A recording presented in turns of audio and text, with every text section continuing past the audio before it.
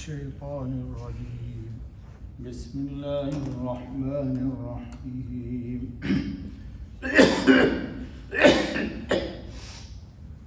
إذا جاء نصر الله والفتح صدق اللہ العظیم۔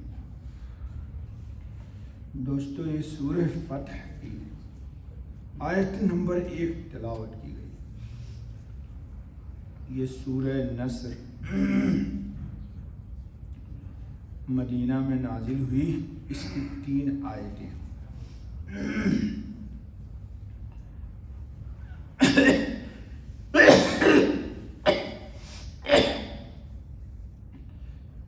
معبرین جو خواب کی تعبیر بتانے کے ماہرین ہیں، ان کا یہ کہنا ہے کہ جو شخص خواب میں یہ دیکھے کہ وہ سورۃ النصر یعنی اذا جاء نصر اللہ والفتح کی تلاوت کر رہا ہے، اللہ تعالیٰ اس کو دشمنوں پر مدد دے گا۔ ایک بات نیز اس سورت پڑھنے والے کے لیے جلد وفات کی دلیل ہے، وہ اب دنیا سے جلدی تشریف لے جائے گا۔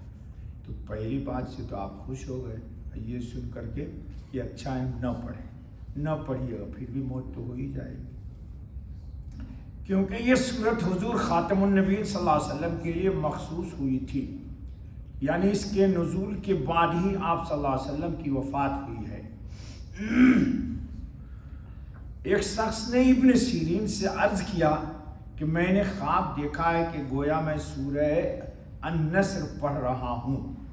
تو امام ابن سیرین جو خواب کے تعبیر کے امام ہیں، فرمایا کہ تجھ کو وصیت کرنی چاہیے کہ تیری موت قریب آ گئی۔ اس نے عرض کیا کہ یہ کیوں؟ تو ابن سیرین نے فرمایا کہ یہ اس لیے کہ یہ آخری صورت ہے جو حضرت خاتم النبی صلی اللہ علیہ وسلم پر آسمان سے نازل ہوئی۔ اس صورت کے نزول کے بعد پھر نبی اکرم صلی اللہ علیہ وسلم پر پوری کامل کوئی صورت نازل نہیں ہوئی۔ حیات مبارکہ کے آخری 80 روز کی وحی، ذرا یہ بھی سنیے۔ حضرت ابن عمر رضی اللہ تعالیٰ عنہما نے فرمایا کہ یہ سورت یعنی سورۃ النصر حجۃ الوداع میں نازل ہوئی، اور حضرت خاتم النبی صلی اللہ علیہ وسلم نے حضرت فاطمہ رضی اللہ تعالیٰ عنہ کو بلایا۔ اس کے بعد یہ آیت الیوم اکملت لکم دینکم نازل ہوئی۔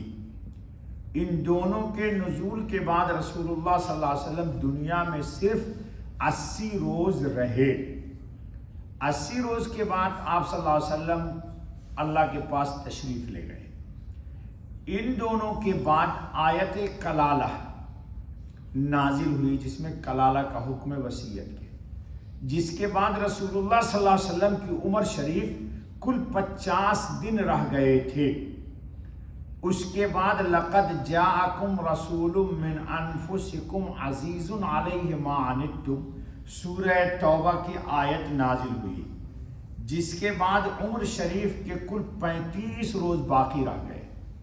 اس کے بعد قرآن کریم میں سورہ بقرہ کی یہ آیت نازل ہوئی، اتقوا یوما ترجعون فیہ الی اللہ ثم توفی کل نفس ما کسبت وہم لا یظلمون، جس کے بعد صرف 21 روز، اور امام مقاتل کی روایت میں ہے کہ صرف 7 روز نبی اکرم خاتم النبی صلی اللہ علیہ وسلم اس دنیا میں تشریف فرما رہے۔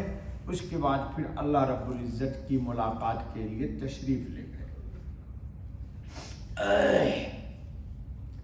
فتح مکہ کی اہمیت اس میں آ رہا ہے، اذا جاء نصر اللہ والفتح۔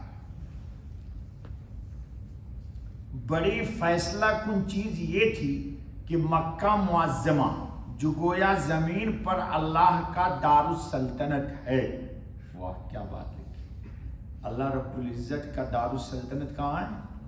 مکہ، اب بیت اللہ فتح ہو جائے۔ اسی پر اکثر قبائل کی نظریں لگی ہوئی تھیں کہ یہاں ہمارا غلبہ رہے، اس سے پہلے ایک ایک دو دو آدمی اسلام میں داخل ہوتے تھے۔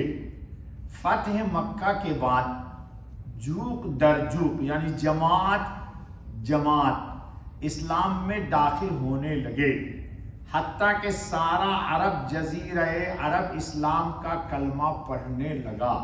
جب فتح مکہ ہو گیا اس کے بعد پورے عرب میں الحمدللہ اسلام پھیل گیا، اور جو مقصد نبی اکرم خاتم النبیین صلی اللہ علیہ وسلم کی بعثت سے تھا وہ اللہ کے نزدیک پورا ہو گیا۔ جب اللہ کے نزدیک نبی کی آمد کا مقصد پورا ہو گیا تو اللہ نے یہ صورت نازل کر کے حضور کو اطلاع دے دی، اور اللہ رب العزت نے حضور کو اپنے پاس بلا لیا۔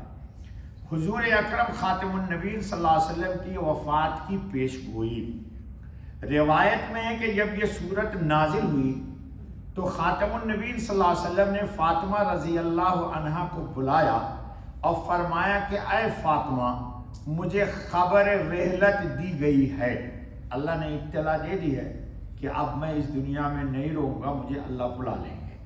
جس پر حضرت فاطمہ رضی اللہ تعالی عنہا بے قرار ہو کر رونے لگی۔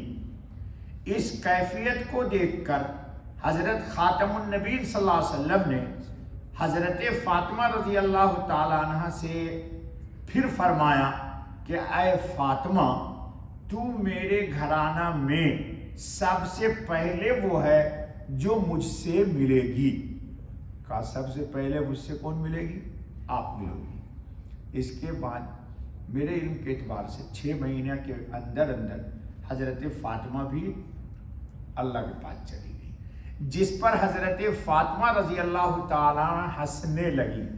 یہ روایت امام بخاری اور امام مسلم دونوں نے نقل کیا ہے، اور پھر یہ راز رکھا کہ حضرت اماں عائشہ رضی اللہ تعالی عنہا کو بھی باوجود اصرار کے نہ بتایا۔ کہا کیا کان میں بات ہوئی؟ یہ بتانا نہیں۔ تاں آ کے حضور اکرم صلی اللہ علیہ وسلم کی رحلت ہو گئی تو اس کا اظہار کیا۔ یہ روایت بھی صحیح بخاری میں موجود ہے۔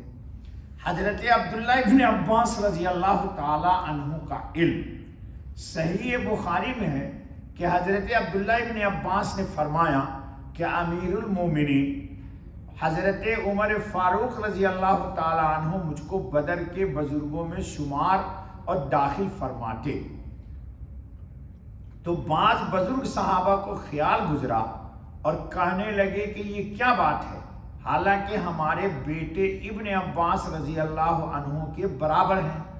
تو فاروق اعظم رضی اللہ تعالی عنہ نے سب حضرات صحابہ سے اس صورت کا مطلب دریافت کیا کہ سورہ نصر جو نازل ہوئی ہے اس کا کیا مطلب ہے، جس پر کسی نے ظاہری مطلب بیان کر دیا اور کسی نے سکوت یعنی خاموشی اختیار کر لی۔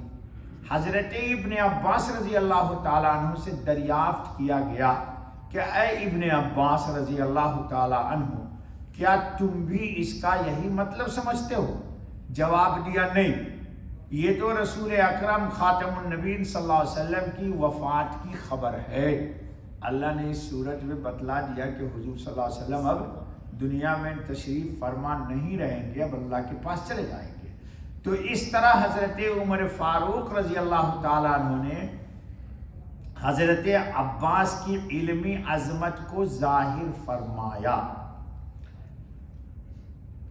آثار صحابہ میں کی صورت میں رسول اللہ خاتم النبیین صلی اللہ علیہ وسلم وفات کا وقت قریب آ جانے کی طرف اشارہ ہے کہ اب حضرت خاتم النبیین صلی اللہ علیہ وسلم کی بعثت اور دنیا میں قیام کا کام پورا ہو چکا، اب تسبیح استغفار میں لگ جائیے۔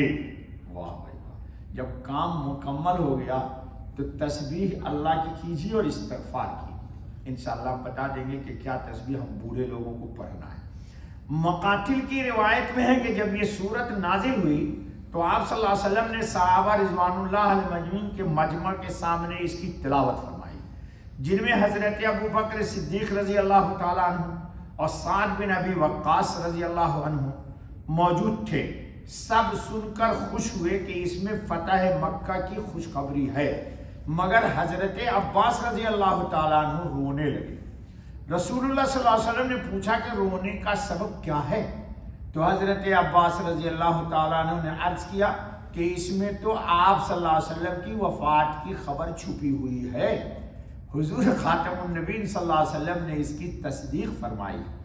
صحیح بخاری میں حضرت ابن عباس سے یہی مضمون روایت ہے، اور اس میں یہ بھی ہے کہ جب اس کو حضرت عمر نے سنا تو فرمایا کہ اس صورت کے مفہوم سے میں بھی یہی سمجھتا ہوں کہ اللہ رب العزت نے حضرت خاتم النبیین صلی اللہ علیہ وسلم کو دنیا سے بلا لینے کی خبر دی ہے۔ اللہ رب العالمین ہم لوگوں کو بھی موت کی تیاری کی توفیق عطا فرمائے۔ تسبیح کیا ہے دوستو؟ اما عائشہ رضی اللہ تعالیٰ عنہ کی روایت ہے کہ جب یہ صورت نازل ہو گئی، یاد سے غور سے سنو، جن کی داڑھی کے بال ہماری طرح سفید ہو گئے، اللہ مجھے بھی توفیق دے، کہو آمین، آپ سب کو بھی توفیق دے، کہ حضرت صلی اللہ علیہ وسلم ہر وقت ایک تسبیح پڑھتے۔ اب کچھ لوگ کہیں گے نہیں مولوی صاحب ہم تو کالا نکلنے نہیں دیتے، یعنی وائٹ بال نکلنے ہی نہیں دیتے، یا تو کلین شیپ ہو جاتے ہیں یا اس کو جی نشان پیٹرول سے نہیں بلکہ پینٹ سے پینٹ کر لیتے ہیں، تو وہ بھی سنی۔ تو اما عائشہ رضی اللہ تعالیٰ نے دیکھا کہ حضور صلی اللہ علیہ وسلم ہر وقت ایک تسبیح پڑھتے، سبحان اللہ و بحمدہ استغفر اللہ و اتوب الیہ۔ کیا؟ سبحان اللہ، بولو سبحان اللہ و بحمدہ استغفر اللہ و اتوب الیہ۔ اما عائشہ رضی اللہ تعالیٰ عنہ نے پوچھا کہ یا رسول اللہ صلی اللہ علیہ وسلم ہر وقت میں دیکھتی ہوں آپ اسی کو پڑھتے ہیں، سبحان اللہ و بحمدہ استغفر اللہ و اتوب الیہ۔